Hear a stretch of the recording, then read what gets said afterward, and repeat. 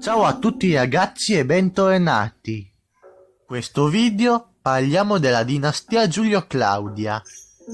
La dinastia Giulio-Claudia inizia nel 27 a.C. Augusto, un imperatore romano, ha un figlio adottato chiamato Tiberio. Tiberio elimina gli abusi nella pubblica amministrazione e migliora le condizioni di vita agli agricoltori. L'impero di Augusto gli forma due province, le senatorie e le imperiali. Le senatorie sono controllate dal Senato, sono rette da proconsole, sono territori pacificati, le tasse versate entrano nelle casse dello Stato. Le imperiali sono controllate da Augusto, i territori non sono pacificati, le tasse versate entrano nelle casse di Augusto. L'Egitto diventa dominio personale di Augusto.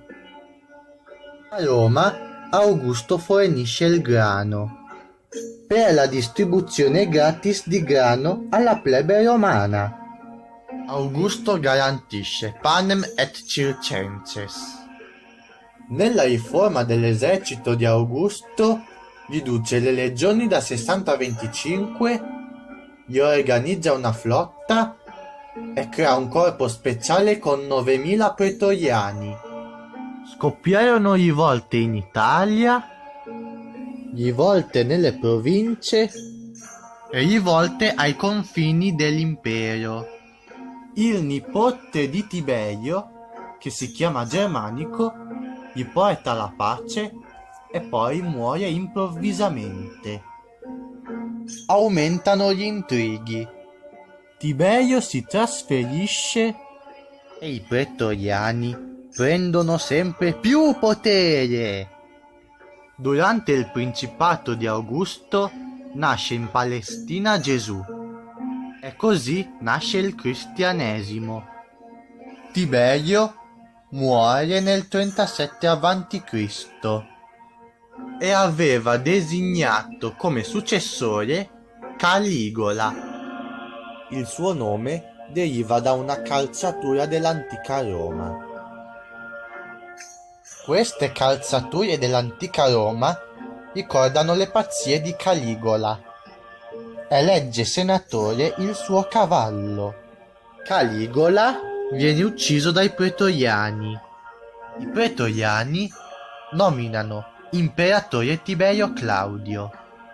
Tiberio Claudio si sposa con Agrippina, cioè la mamma di Nerone, che convince Claudio a farlo salire al trono. L'ultimo imperatore della dinastia Giulio-Claudia fu Nerone. Dal 54 d.C. al 68 d.C. ha 17 anni. Sotto tutela di Agrippina, di Seneca e di Afranio Burlo. In realtà Nerone è cattivo. Instaura una monarchia assoluta con dei personaggi negativi. Chi non è d'accordo con lui viene fatto uccidere. Nel 64 d.C. scoppia a Roma un incendio. Nerone dà la colpa ai cristiani e li perseguita. Nel 65 d.C. scopre la congiura dei Pisoni, però uccide tutti i partecipanti. Nerone fu odiato da tutti perché uccideva in continuazione.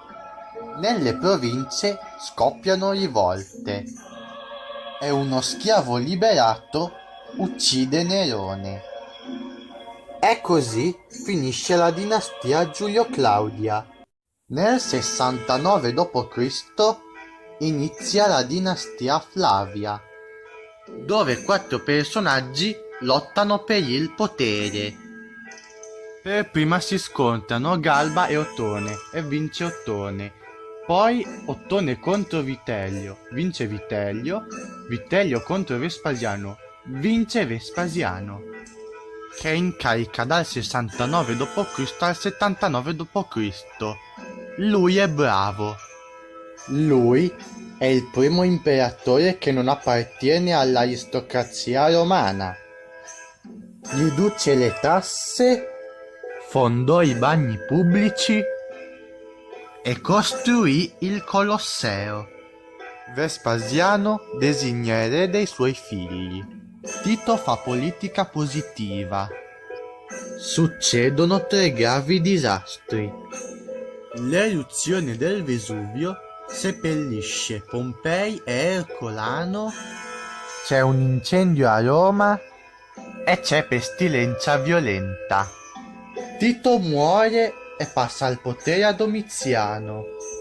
Lui fa politica negativa, instaura il potere assoluto, perseguita i cristiani e gli ebrei, fa giustiziare i membri della sua famiglia e confisca i beni ai nobili. Nel 96 d.C. verrà pugnalato a morte da congiurati. E così finisce la dinastia Flavia. Il video finisce qua. Iscriviti al mio canale, lascia un commento, lascia un bel like al video. Ciao!